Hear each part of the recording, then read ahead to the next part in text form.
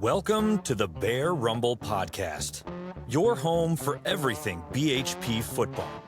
Each week, we dive into the greatest games, preview what's coming next, and share the stories that make Belton Honeypath Bears football special. From legendary coaches to unforgettable moments, this is where Bear Nation comes together. This is the Bear Rumble Podcast.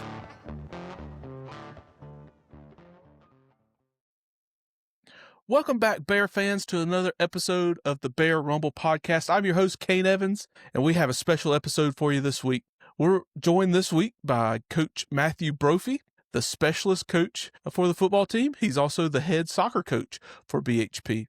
We go over the specialist mindset and the kicking game here at BHP. We'll also dive into some questions about the soccer team and the Coach Brophy's background. We'll also, after we talk to Coach Brophy, we'll review last week's round one win against the Palmetto Mustangs, and then we'll preview this week's matchup against the Southside Christian Sabres as the Bears take on the Sabres in the round two matchup this week.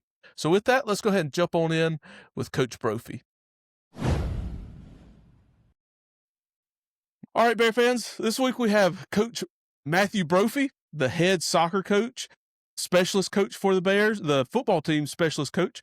Excited to talk to him about some of those things. Coach Brophy, thanks for being with us this week. Thanks for having me and asking me. Awesome. Thrilled. I will say, we might get to this a little later. You have been the most asked for guest that we've had. So at least in my house, you've been the most requested. Love the Evans boys. There we go. Well, with that, let's go ahead and jump on in. I always like to start with this. Get a little background. I know this is your first year at BHP, but you've been in Anderson County for a little while now. Talk to us a little bit about coaching at Hannah and Westside and now at BHP. What's that journey been like for you? It took me a while to get here. You know, family's important. My in-laws have been here for quite a while. I helped move them here 26 years ago and was always hoping that something could come down the road to be closer to them. My wife and her parents are really tight, and my mother-in-law was in the delivery room with our sons. Just got lucky. I've been all over. The only place I haven't been is Rock Hill. I had some opportunities there, but my wife said if I'd like to be married and remain married, I need to stay here in Anderson. So, I started coaching in Georgia, and that's how I got into football. Coach, your Goldie's going to be the kicker. I said, yes, sir. Football practice is tomorrow. And had a great kid who never played football before, and I'd read every book and went back to, what I did as a high school player in Virginia, because I was a kicker that ran the soccer practice after football. So that kid ended up being a starter for Alabama, never played football in his life. He's coaching, and what a great goalkeeper, too. But Coach, I want to play soccer at Clemson. I said, Michael Ziefel, what a great kid. I said, Michael, you kind of chubby, man. That's ACC, and ACC soccer. I said, but you might could be a kicker. That kid was unbelievable. Ended up on ESPN numerous times, started for Alabama. He never played football in his life. So that's kind of how I got into football. I was actually an assistant football coach before I ever was a head high school coach. I coached, JV and stuff in Charleston and took that job in Noonan, Georgia. And then things didn't really work out there. We weren't close to family. Ended up in Malden, got the last PE job in Greenville County. I was at Malden for 6 years. Really good soccer team there. We lost in the semifinal in Upper State, had some really good teams there.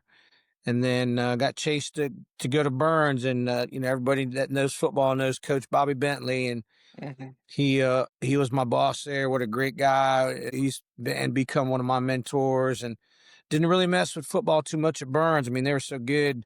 The Chris Miller's son, their kicker, was on the soccer team, and he took all our free kicks. What a great kid he was. And then left Burns and went to Irmo and got back into football again. Had a soccer kid there, Yergi, and he was another great kid. And he said, Coach, I know I can't start for you in soccer, but I think I could play football.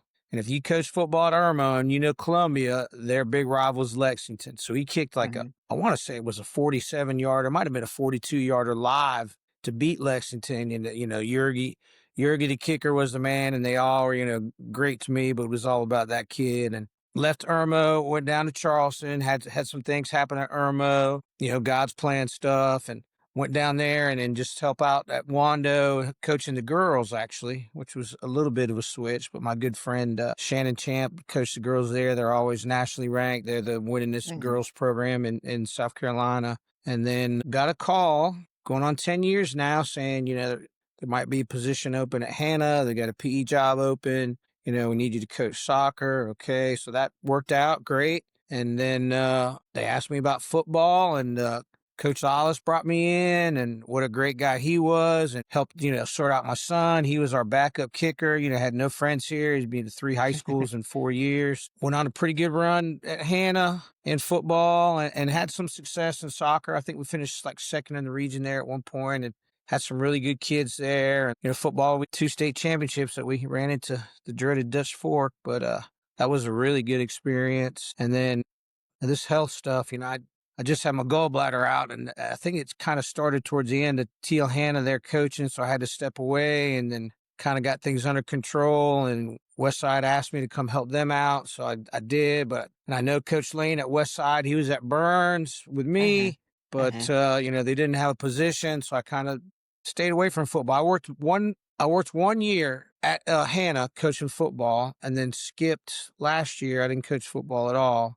and then got this position at BHP, soccer only field. Hungry for somebody who loves soccer and cares about kids and want to do things the right way. And no lacrosse. God bless lacrosse. And we're not playing inside the track. Sorted that out with Coach Lee Croy, and what a great guy he is. And his son is my niece's boyfriend, been boyfriend, girlfriend forever, seems like. So we sorted out soccer, and we're walking back from the field house one day, and he says, and it was late spring. He says, well, you're probably going to get a phone call. I'm like, oh, no, what'd I do now? He says, well, Coach Blackson's probably going to call you. He heard some things about you. And it's funny because when I walked in to interview with Coach LeCroy, I was kind of looking at Coach Blackson. He's looking at me. He goes, I know you. I said, yes, sir. I'm Matt Brophy.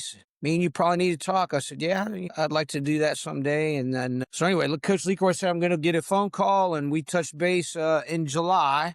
I still do a lot of soccer camps in July. Finished up a camp, and we talked. I was at the beach catching my breath during the dead week. And then the next thing you know, I got all this navy blue gear and then hats with bear paws on them, and I'm coaching football again. But it's really been a blessing to end up at BHP. What a great place. Somebody asked me, so why did you go there? I said, well, there's a soccer only field, and we got turkeys and chickens and billy goats, and they're starving for somebody that really, cares about soccer. And I'm able to help out be the head coach of the boys and help out the girls a little bit. I mean, I told somebody this probably put about 10 years on my career. I only got 2 more years until I could retire, but I know I don't look my age, I hope. Well, sorry, I kind of rambled a little bit there. No, that's great. I think that the experience that you're bringing to this group, I think a lot of times football teams kind of get, maybe the kickers kind of get a leftovers, or maybe not even that, when it comes down to learning the craft of playing football. I think it's great to see how much experience that you're going to be able to bring to that group. One quick little story, I might not look it. I played on the soccer team, and I think it was kind of reverse of what you said. I think a lot of even some of the linemen, we went and used soccer for our conditioning instead of playing a spring sport or something. So I think we had starting 2 or 3 starting offensive linemen, 2 or 3 starting defensive linemen. We could intimidate. We just couldn't run very, very far when we played soccer. So I think you'll have a little better. You got a good many of them that play football. Yeah, good many of them, good kids. I've all spoken to all of them, and real proud to give a shout out to my man Avery Bishop. He had a tough time beginning of the season. Football's tough, man. Football's a lot of time, a lot of dedication, a lot of lifting weights, and he stuck with it. He's won some player awards this year, and I'm really proud of my man Avery Bishop. He's done a great job, and hopefully he'll work out well for us in soccer too. Absolutely. Anything that stood out to you when being on the staff at BHP? Anything that stood out with you with Coach Blackson, the other coaches? How it feels the same on some ways or different than other places that you've been? Emphasis being a family, especially with the coaches. There ain't no outsiders at BHP. I hate to tell you, I think everybody knows it. I guess I'm the outsider. I'm the old man. I don't teach there. I'm not from there. Hopefully one day I can end up retiring there. as a teacher, but there ain't no outsiders, and everybody welcomed me with open arms. Made some really good friends. It's about a family. There's not one coach I have anything bad to say about. They're all good to me. They're very respectful, which I know I'm the lowest man on the totem pole. I know I'm the farthest spoke in the wheel until they need us, which I think is coming up. But it's been great. I just had that surgery last week, and it's a lot rougher than I thought it was going to be. And the first person other than my wife checking on me was Coach Blackson. And you find out who your friends are, who your true friends are when things get tough. And I'm telling you, it was tough. Last weekend was tough. And Coach Blackson is one of the first people to reach out to me. My wife texted with him. We spoke on the phone that afternoon. Don't worry about practice. I hated missing practice, and I came back Thursday and kind of took things easy. But all the coaches reached out to me, and it's a family thing. And I know they don't let outsiders in, but I don't feel like an outsider, not anymore. Yeah, that's a great point. Everybody can see that, but it's great to hear it from inside the facility too. Let's talk a little bit about the soccer side. As the head soccer coach, is there anything that you can take from that side, that field, and bring it over to football? Well, in soccer, there ain't no timeouts. One of the great things I learned from football is you can flush it. You can bang play. You make a mistake, you fumble the ball, you don't get the extra point and put you up by one or whatever. You can flush it and move on. Same thing with soccer, but you got to do it like immediately. It requires a lot of focus. When I coached in Columbia, they're crazy about soccer there, and they have these student sections that would go nuts in Charleston too. And you can't, lose your focus. And that's the same thing with football. You can't let nothing affect you. The story about the guy who set the world record in the mile, and he set the world record, and after the race, I can't remember his name. They said, I think it was an English fella, and they said, well, how did the rain affect you? And he said, what rain? Horn rain. You just got to be focused, and soccer's the same thing. You can't let things, sway you or get you minging and moping, because soccer, there ain't no timeouts. You got to keep moving. Football, it's great. You got to flush it. You catch your breath a little bit. Soccer, you really don't have that time. You got to move on, change it up. Absolutely. And then with that, some special team plays maybe can resemble some of those set pieces in soccer. Is there anything that you could bring over from maybe strategy or understanding spacing and that sort of thing on special teams with that? Maybe not. It is. Soccer, it's about hitting the ball. It's even more, I want to say focus, but that's a word I've been using a lot. I mean, there's even more emphasis on hitting the right ball and part of the ball in football. That kid in Georgia, he took all my free kicks in soccer. I'd put two guys in the goal, and he would take shots on goal, and 7 out of 10 times he's going to make it. And he was just that guy. And in football, crush the ball, crush it. And I just had to teach him, hey, you're not kicking a soccer ball. You're not taking a shot. You got to hit the ball in the lower third and kick up and lock your ankle. So it's a different process, but there's a lot of similarities there. You got to hit the right part of the ball. You got to aim for something. I say that a lot in football. You got to aim for something. You're aiming for that pole in front of the field house. You're aiming for that dirty tree on the practice field, so it's very, a lot of similarities. Absolutely. Let's talk about that kicking, maybe the art of kicking. BHP's actually had some at least very efficient kickers in the last decade. I think I looked it up, about 94% extra point completions, successful completions on extra points since 2014. Have a couple kickers in the last decade that still hold records for consecutive PATs. BHP's kind of been on a scoring run these last few years, so not a lot of field goals. But what's that philosophy for you as a coach, walking that line between efficiency on PATs and that sort of thing, and then range on field goal range or kickoffs, deep kickoffs? I know we ask a lot from these kickers with different things. How do you go about teaching the kicking side of it? PATs are automatic. Can't miss them. Okay. 94% is not it. Okay.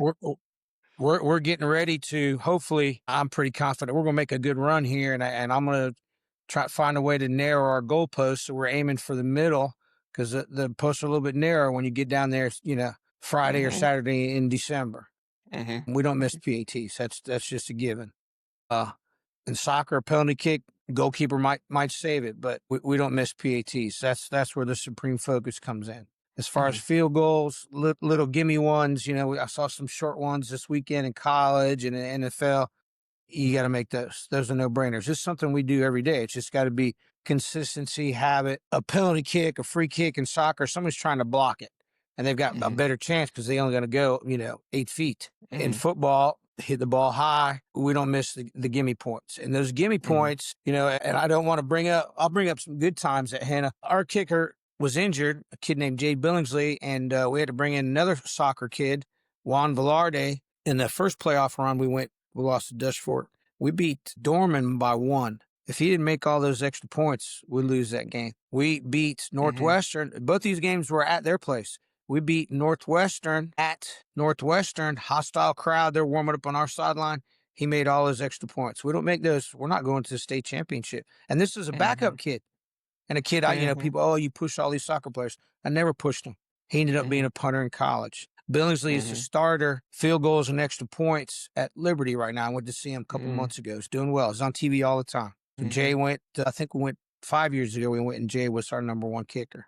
So those things, those gimme things, I'm telling you, it's coming down to us blocking a kick, which we're pretty good at. We got some big athletic kids, and us making kicks, which we've got some big kids on the O-line. We've got an operation with a great snapper in Brock Smith, a great holder, Rhett Turner, and then our primary kicker, Benji Ward. Our operation is college level. It's 1-3. Sometimes it's right at 1 as far as snap to kick. What's that mental aspect that you expect from your kickers? We talked about it a little bit, but sometimes they can be off on their own, or from outside view, it's like they're off on their own for 47 minutes and it comes down to them making a kick to win the game or something like that. What's that mindset you try to instill with these kickers? Because every kid is different.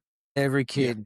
Coach, God, this would be my 30th year as a member of the South Carolina Athletic Coaches, because I was a member when I was a JV coach at Middleton High School. There's no more Middleton High School. So, but every kid is different. It's funny because I think I could be a bit aloof with these guys, and they know I mean business when I lose my temper and say something they might not want to hear, but they're going to hear. But most of the time it's, hey, flush it, move on. We got a lot of game. We don't kick a lot of field goals here because we score. We score. So when he made that first field goal, Benji, I was so excited for him, so happy. That was just a big weight off his shoulders, And I always tell him, hey, come by me. Maybe coach is going to call me. Maybe he's going to call you. Let's go. I like to be aloof. I don't like to get in him too much because that kind of messes him up. But then, that kid that went to Alabama, Michael Ziefel, I could get in him and he would just run through a brick wall. Every kid's different. Most recently, in my experience, I think being tough love a little bit more with them goes a long way. And they know when, you lose your temper and they mess up, they know you mean business. Yeah, absolutely. Talk to me about, you mentioned their names. Talk to me a little bit about that group you have now at BHP. Benji Ward, you got Russ Parnell, James Johnson, and then even the punters with Noah and Rhett back there. Talk to me about what those guys do so well. Benji's a lot of self-taught. Learned from the kicker last year, who was an AU. Good kid, good kicker. Benji has been a sponge. Here comes the old guy. You're from Teal and blah, blah, blah. That's got nothing to do with it. I just want to help kids. He's bought into everything I've sold him. Great kid. He's got a job. He's going to school.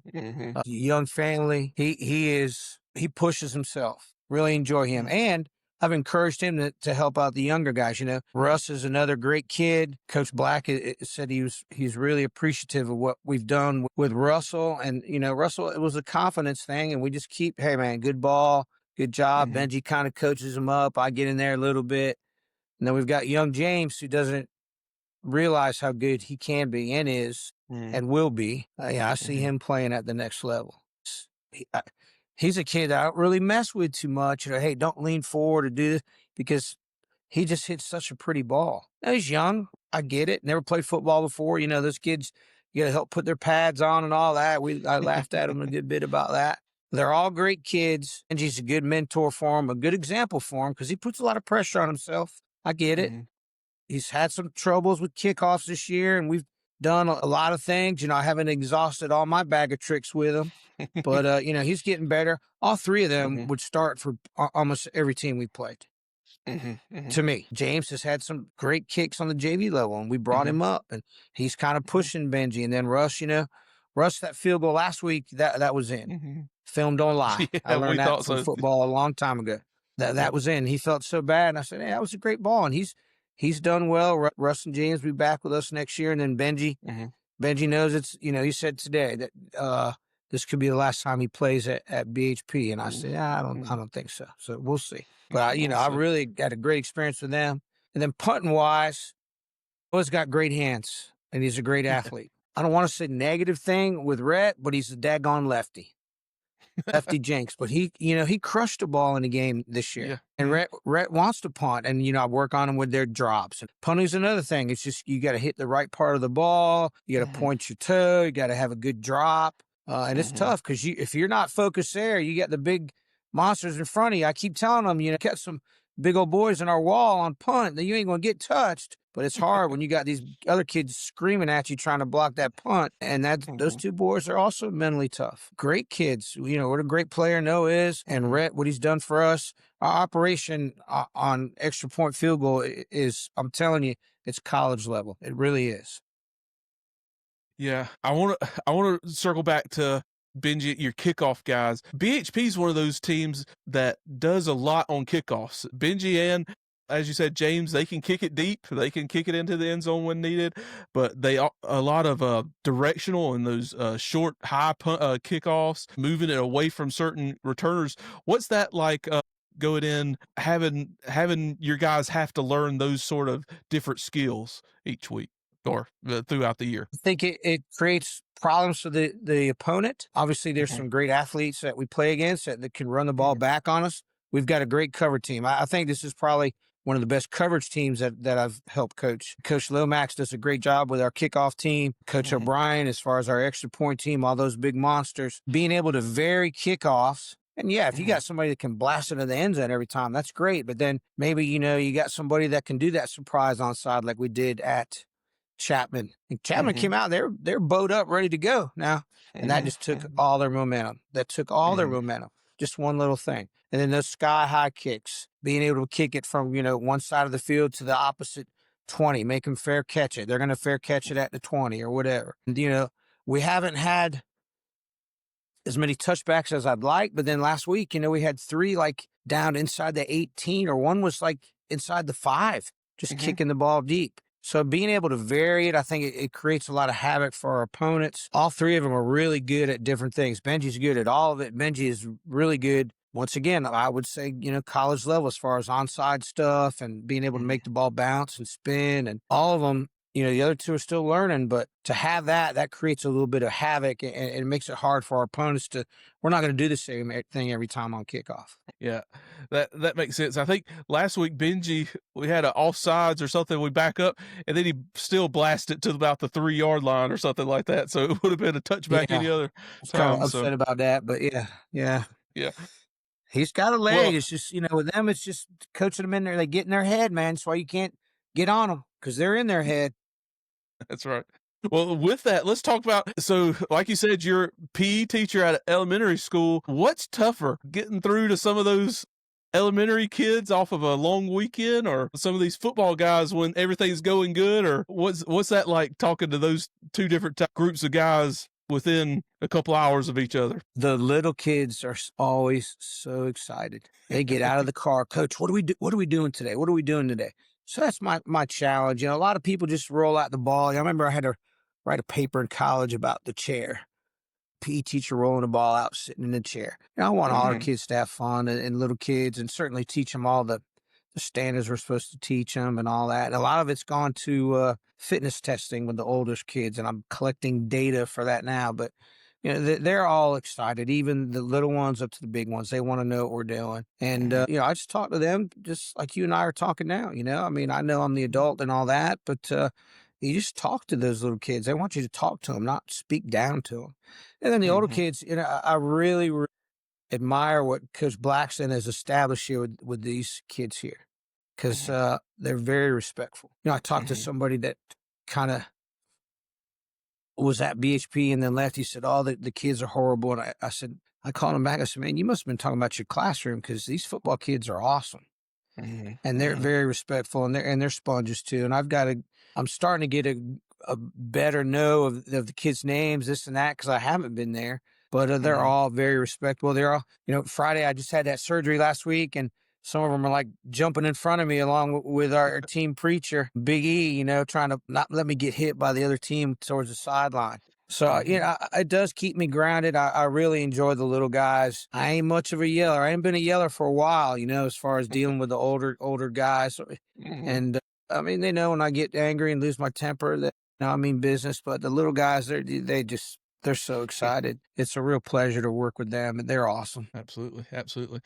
I got one more for you, and then we'll hit a quick lightning round. You haven't been to BHP for a long time, but do you have any of those memories so far this year or anytime since you've been here at BHP that kind of stands out for you? I'll tell you, when we're taking pictures with 10 fingers in the air, winning 10 games is tough. Yeah. I've been there, done that. And one year I was 1-20 at Burns High School. I called Bobby Bentley. I said, Coach, you going to sack me? He said, what does that mean? I said, that's fired for soccer. I said, no, Brophy, I ain't going to sack you. Just work harder. We got 10 wins the next year. That's tough. That's a big memory. Winning the region championship, that's a feat. And connecting with these guys in the summer, I just roll out into the weight room, and coach says, hey, those kids are on the stadium field. Why don't you go out there? So I went out there and talked with them, and I'm in the middle of this big old football stadium, and nobody's around. I mean, that's awesome. Nobody's around, and we're just talking, kicking the ball. Benji's first field goal, some touchbacks. I try to jump and give him a chest bump and kind of hurt myself there, but I have nothing negative to say, and I feel very blessed and fortunate to be able to coach football and looking forward to soccer at BHP. Absolutely, yeah. Hopefully we're going to be making some of those more memories in the near future. One thing I'm glad you said it. It's something that BHP's been winning for. We're going on probably 2 decades now, 2.5 decades of consistently winning at BHP. What Coach Blackson and your group and the staff as a whole have been doing, they're still doing things that's never happened at BHP before. And I think that's something that being in it, we've got to take a step back and truly kind of appreciate what you guys are being able to do with these teams. 4 consecutive 10-win seasons, 3 consecutive region championships. All the playoff wins, all that sort of thing. Just so amazing what you guys have been able to do. So we're excited for you for the rest of the year. We give it all to the kids. The kids are great. I feel like, and Coach Black has established this, and I've said this to the soccer kids, you don't got to go to practice. You get to go to practice. Practice is fun. It's gonna be hard, but you get to go to practice. Not, I gotta go to practice. Coach Black had that there before, I even thought about coming there, and then I said that to the soccer kids, hey, you get to go to practice. And the kids at BHP, they know what's at stake. We're gonna be ready. Yeah. I'm sure there's some those sayings that Blackson can pass to you for football. He's got them deep in there. All right, I got 5 quick ones, quick lightning round for you before we get you out of here. Do you got a favorite kicker of all time, of college, NFL, either one? I'm from Northern Virginia now, so I met Mark Mosley. Mosley in a gas station in my young adult life. He was the toe kicker for the Washington Redskins. All right. And you remember that guy at LA, the big guy? He looked like that kid from Alabama. What was his name? The big belly. Yeah, Janikowski, the lefty. Oh my God. There you go. All right, you got a favorite soccer team? Mine is old school, Manchester United. I don't think you're going to be able to top that feat. Can't top that feat. Sir Alex Ferguson. Well, we're 8 Arsenal players got to fans buy around in. here. 8 players buy in. There we go. We're Arsenal fans around here for no my apparent gosh, they're reason good at this all. year. They're good. Yeah, there you go. All right, what gives you more anxiety? A field goal for the win or a penalty kick for a win? I can't watch penalty kicks. Okay. I can't. Sometimes I think, okay, if I watch it, they're going to make it. And I've been there, lost a regional championship. In club soccer, I've been really lucky. I had some really good teams. And our region is Texas, Florida, Georgia. So soccer's pretty big in those states. Yeah. Little old South Carolina, we went to kicks against FC Dallas. I thought I was going to get sick. It was horrible. Man, we missed one against Dutch Fork a couple years ago. My last year at Hannah, that was very anxious. But I watched it. I hated the result, but I did watch it. I think I get more anxiety in soccer. I hear you. Because I feel like football is going to be more automatic. more I confidence. got you. All right. Do you got any pregame superstitions either on the football side or the soccer side? I know they do the bear walk. I don't go out on the bear walk. I don't go out, Okay. I don't go out with the team. I haven't anywhere I've been because I want to see what we get on this coin toss. So Okay. this year I hang out with Coach John Ballinger, and Yep. they're scheming up stuff in the headset, and I really I know the bear walk is special, and and all that. I get it. It's awesome, but I want to see what we get on the coin toss, if we're going to kick off or not. So that's my big superstition. I haven't changed that in a long time. All right. All right. Last one.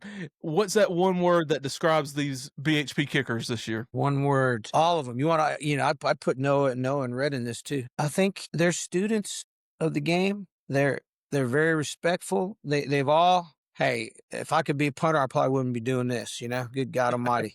But they've all bought into what I've been selling and telling them, and they've all shown improvement. So just being students and wanting to listen. And all those kids, we're game planning like crazy right now. We're ready. All those kids buy in, they listen, they watch film, but this group of kickers, they're all great kids. Number one, love it. Love every one of them. Great kids, very respectful, taking care of me. They know I'm a little fragile in my old age, but they've been great students. They bought into everything. Hey, point your toe. Hey, hit the right part of the ball. Daggone it. Hey, great ball. Good job. No problem. Absolutely.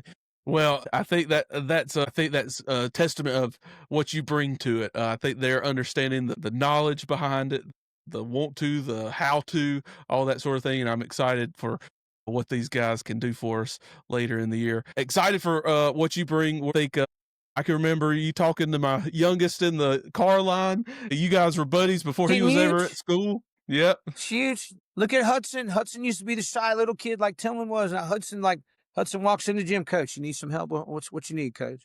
And he was like the shy little kid, told him about his haircut today. So, man, I got to get a haircut like yours. Hey, don't tell He his used to be mom. real shy too. Oh my gosh, Owen. Yeah, there you go. Yeah, we're so excited. We were so excited when we heard that you were going to be with BHP. I know the boys were excited about that, and we're excited what's going to happen the rest of the year. Coach Brophy, thank you so much for being with us. And before I let you out, I got to hear your best. How about them Bears? 10 years of my career. You did it to me, Coach Blackston. There you go. All right. Thanks, Coach Brophy. We'll see you this Friday night. Thank you. Okay, let's go ahead and take a look back at last week's game against the Palmetto Mustangs. HP entered the game 10-0 as the Region 1 champion, undefeated regular season for the Bears. Palmetto entering the game 1-9. Their lone win coming against Carolina Academy in Region 2 play, which gave them the number 5 seed out of that region. That set up a matchup between the two foes in the round one. BHP had, coming into the game, had faced Palmetto 60 times in school history. BHP had a record of 53-7 against Palmetto. By the end of the night, BHP would add one to that winning column against the Mustangs. BHP dominated from the start to the finish, both offense and defensively. Palmetto received the opening kickoff. They did have some success, gaining a couple first downs on their first drive, gaining 28 yards on that first drive. Then their drive would stall as they tried for a fourth down. They tried a fake punt. BHP sniffed it out, and the conversion failed. BHP would take over, and unlike against Walhalla, it actually took BHP 2 plays to score a touchdown this week, 2 offensive plays. So on the second play of the night, MJ Earl would take it 48 yards for a TD to open up the scoring for BHP. BHP would actually score on their first three possessions. So BHP would force that turnover on downs first against Palmetto. Palmetto would then punt.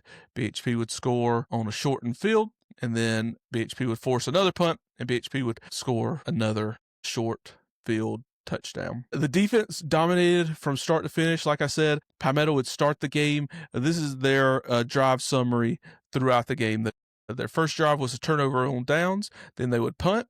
They would punt again, punt for a third time. They would turn over on their 5th drive of the game. They would have a turnover on the 6th drive of the game. They would punt their 7th drive, have another turnover on the 8th drive, and then they would finish out that first half with their 9th drive of the game. Second half wasn't much better. Their first drive of the second half, they would have a turnover. Then their last drive of the game, second drive of the second half, last drive of the game, they would drive down and score their first touchdown of the night.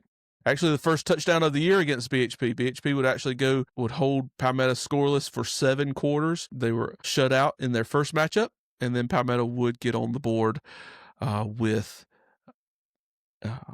just over 6 minutes left in the game to get on the board against the Bears. B would jump out to a quick lead against Palmetto. Like I said, scored 3 touchdowns in the first quarter.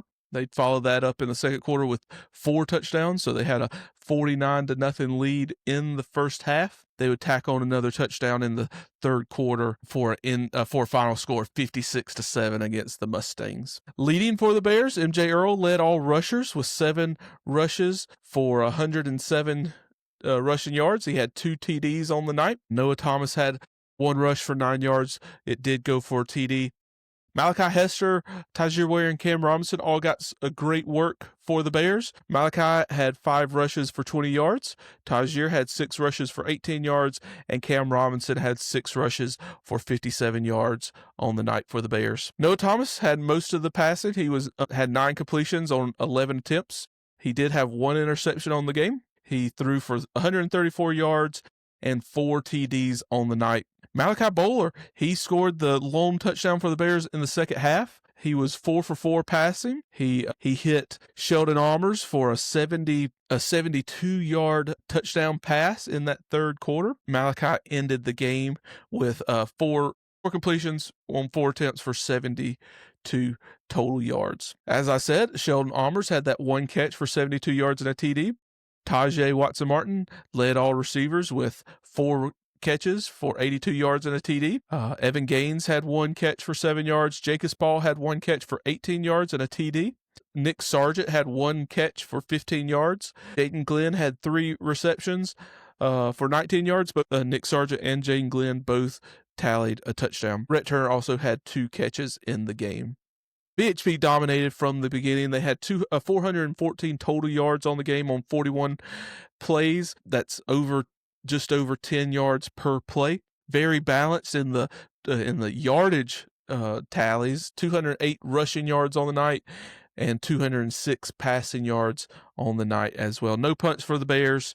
Offensively, BHP held Palmetto to 139 total yards, 100 rushing yards, and only 39 passing yards on the night. Let's switch over and look at that defensive individual efforts there. Ty DeBose led all Bears in defensive points for the night. He had 2 solo tackles, an assisted tackle for 3 total tackles. He also had a fumble recovery and a pass breakup for the Bears. Jakari Anderson had 5 total tackles on the night. He had 3 hurries, which added to his team-leading hurry total. He also had a tackle for loss on the night as well. KJ Miles had 6 total tackles. Him and Kylan Dixon both led the team with 6 total tackles on the night. KJ Miles had 5 of his 6 total tackles were solo tackles. Kylan Dixon also had those 6 total tackles, but he added on a forced fumble. And then Malachi Bowler, your backup quarterback, had put in time on the defensive side, had 2 total tackles, but he also had an INT and a pass breakup on the night.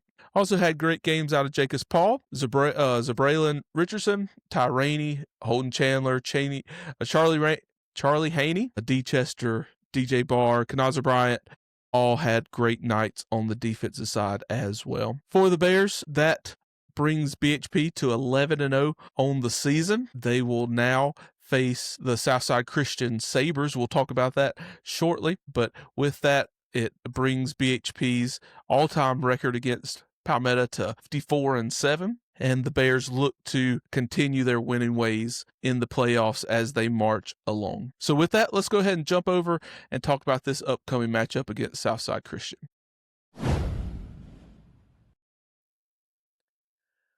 All right, Bear fans, let's talk about this matchup against the Southside Christian Sabres. BHP will host the Sabres this Friday night in this round 2 matchup. Southside Christian will come in with an overall record of 6-5. They're the number 2 seed out of Region 2. Their only region loss coming to the region winner there, Powdersville. We'll talk about their schedule shortly, but that 6-5 record is very deceiving.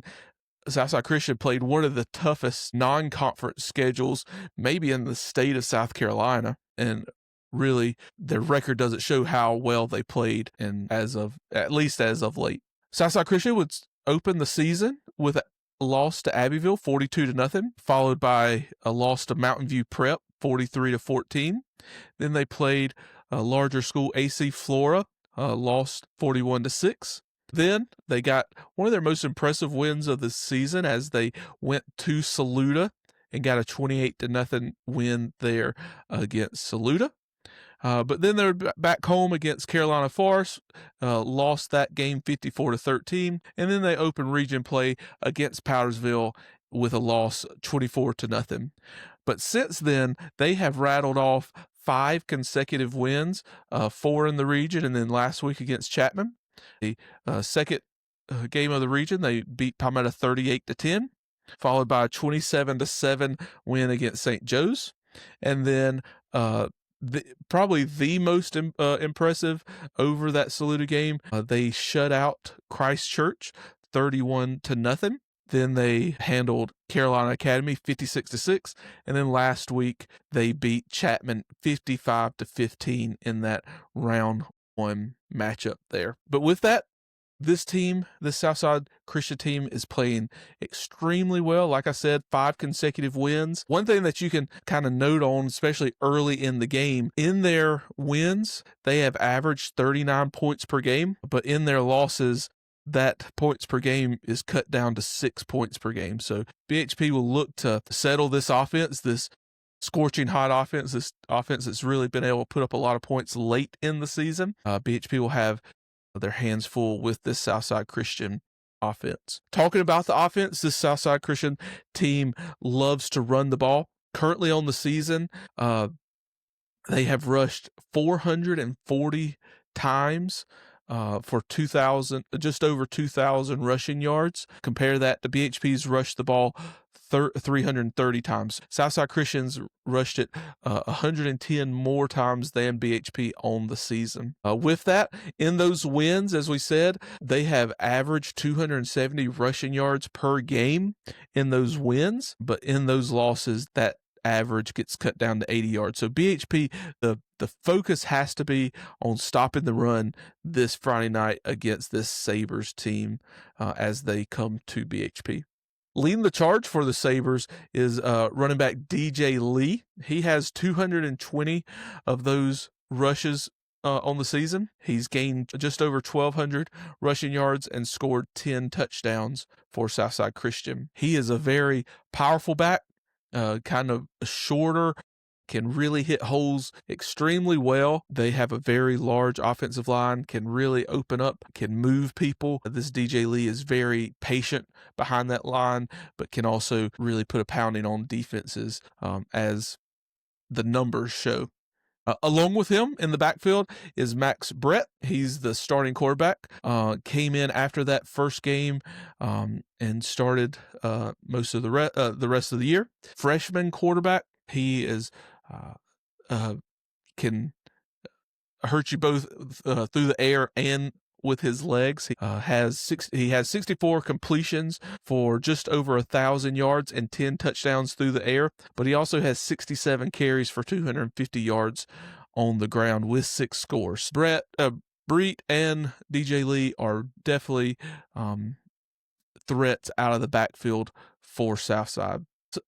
Top target is Keldon Warner. He is a very athletic wide receiver. This is something that we're going to say about most of the players here for Southside Christian. He plays both ways.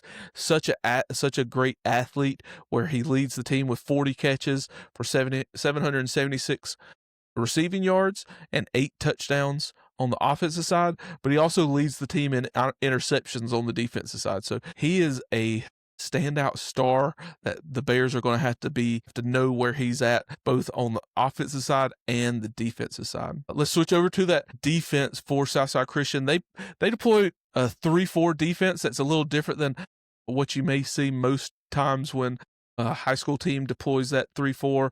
They up front, they're very powerful on the defensive line, very active at the linebacker position.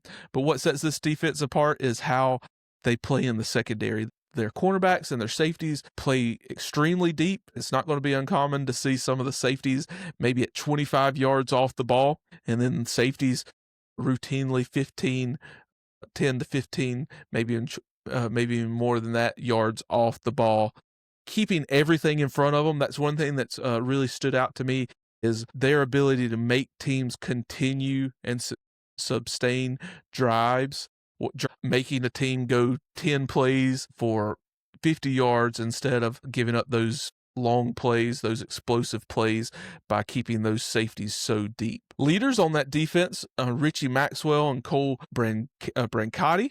They are two of the linebackers that really stand out for this defense. Maxwell leads the team with 75 total tackles, 8 tackles for loss, while Branchetti adds 62 total tackles with 11 tackles for loss, all from those linebacker positions. And then up front, they have two really standout defensive linemen, Nigel Rock and Ben Bobo. Rock leads the team with 21 tackles for loss and 34 hurries. He also has 10 sacks on the season. So Rock, and then Bobo also has contributed with 17 tackles for loss and 8 sacks. So those two guys really know how to disrupt offenses, both in the run game and in the passing game as well. So look for BHP, the offensive line, to focus on those two guys, but also those linebackers as well. Then, as I said, Warner leads the team with 6 interceptions and 5 pass breakups, but he also has 63 total tackles on the season. So he does a lot in a lot of different places for the Sabres. But with that, that is one thing to note come Friday. On Max Preps, Southside Christian has 24 players. I think on Friday they'll dress out maybe close to 30. But the number discrepancy, I think BHP has to lean on their depth, being able to be physical throughout the night and make these players who are going both ways for Southside Christian really exert a lot of energy on both sides of the ball. With that, 3 critical areas that I feel like BHP has to exploit or has to do well Friday night to come out with a win. First thing is they have to establish that physicality and execute fundamentals. So I think we always talk about how physical BHP is, both on offense and defense. That needs to ratchet up even more when we're in the second round of the playoffs. But 2, the total number of players going both ways for Southside Christian, being able to test and stress that conditioning on that side of the ball could pay dividends for the Bears. And then with that, fundamental tackling on the defensive side, as we said, Southside Christian has rushed the ball 440 times this year. We have to get them off the field. A missed tackle can change a play from a 3-yard gain to a 7-yard gain and give the Sabres a first down and extend drives. That's what they're going to want to do. They want to reduce the total amount of time BHP has the ball, reduce the total drives for the Bears, and if missed tackles or losing fundamentals on those tackling can extend those drives for the Sabres and really put BHP maybe behind the fighting the clock, not just the other team. Along with that, BHP has to find some ways to be explosive. As we talked about, the Sabres play a defense where they try to limit those explosive plays, but with that can also give some opportunities to be explosive in different areas. Maybe some rushing, the rushing attack, those pop passes that BHP is so adept at, getting these wide receivers on one-on-one matchups on the wide areas of the field. Any of that sort of thing to allow BHP's athletes to shine on this, I think, will be big for the Bears, along with shining on special teams, being explosive on returns. I think all of those can be great in BHP's favor as well. Then lastly, BHP, it's going to be very intriguing to see how BHP responds if there's some things that don't go BHP's way, especially early in the game. If Southside Christian could hold the ball, maybe even score early or slow down this BHP offense, it's going to be very intriguing to see how BHP adapts and responds to that adversity that maybe they haven't seen all year long. Round 2 and beyond, the competition is definitely going to step up. This is a huge step up from the competition BHP faced last week.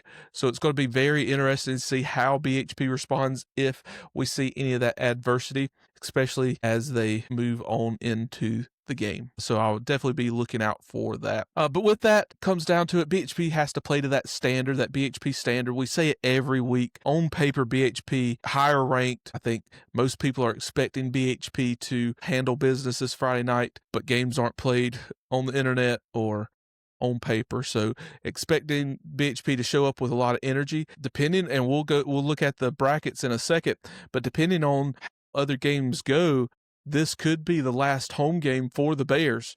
So energy has to be high for BHP. Urgency has to be high. All those kind of things will be visible from the very get-go. So it'll be very interesting to see how the BHP handles what they look like starting off early in that game. So with that, let's go ahead and jump over and look at that playoff bracket. As we go along, we can see how games finished last week, and we'll also look at maybe what may be coming later in the playoffs. So here we are in the 3A upper state bracket here. Last week, Powdersville won handedly over Carolina Academy, a region matchup.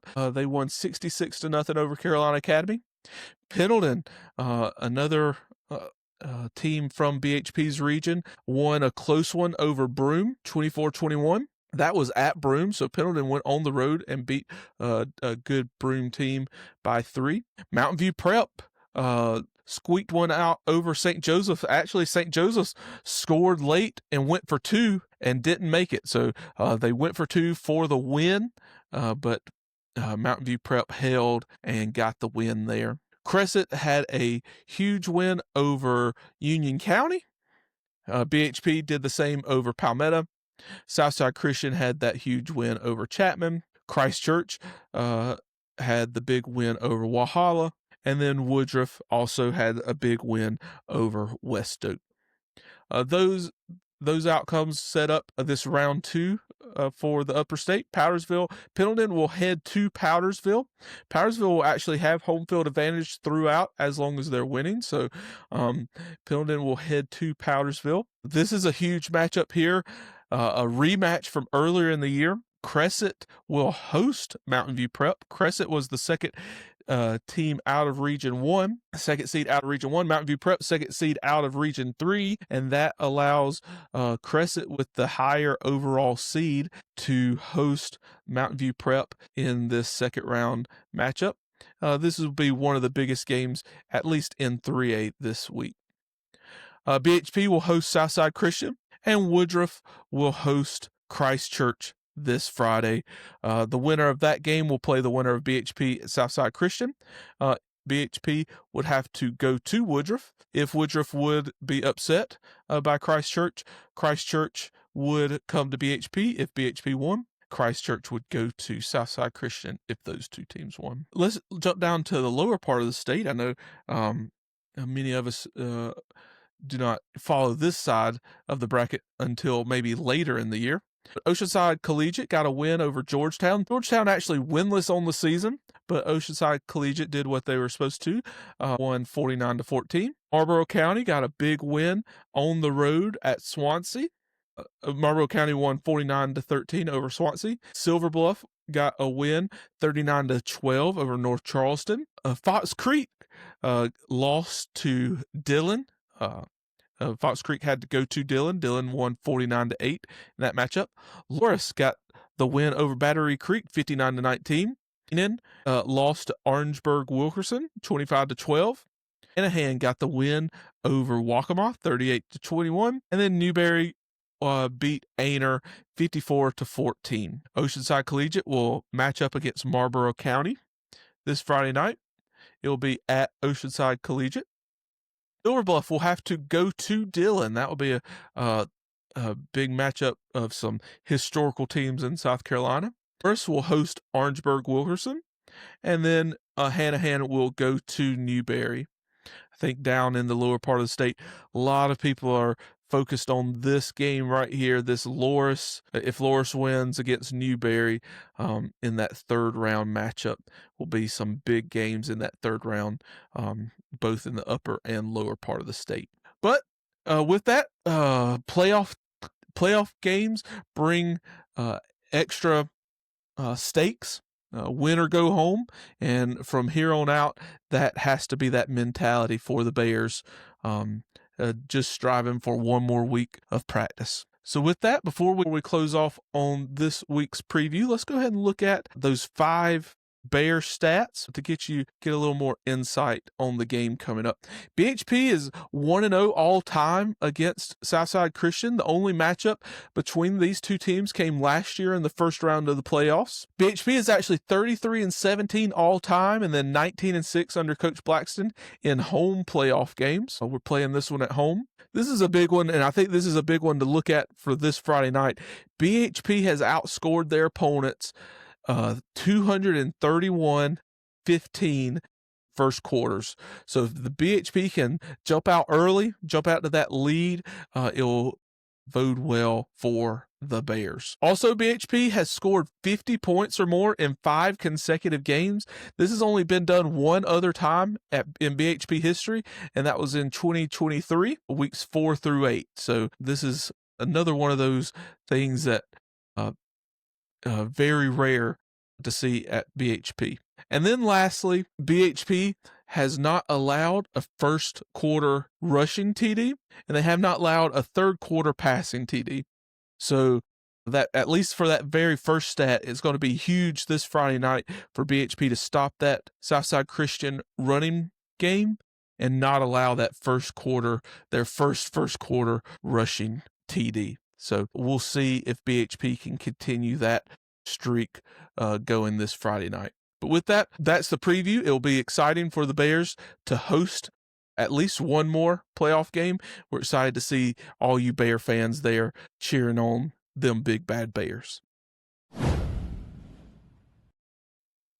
All right, Bear fans, that's a wrap for us this week. Episode 16 is in the books. Thank you so much for being with us on this journey as we've gone through the year. We are excited what Friday may bring for us and the Bears. Please feel free to say hello on Friday nights. I do ask you to subscribe and tell a friend. We're trying to grow this to get more support for these Bear players and coaches as they deserve. So please subscribe anywhere you listen to your podcast. Also subscribe to us on YouTube. We post these episodes in both of those places. Also, follow us at thembears.com. That's where we house all of our individual and season stats, along with historical stats and records. We also have a weekly long-form blog post where we go a little more in-depth on the review and preview of this week, and we give you a few more quick stats. And then Friday, follow us on any of our social medias where we live tweet the game on X, and then we have the final stat line and outcome on Facebook. So with that, thank you so much for being with us one more week. And remember, how about them Bears?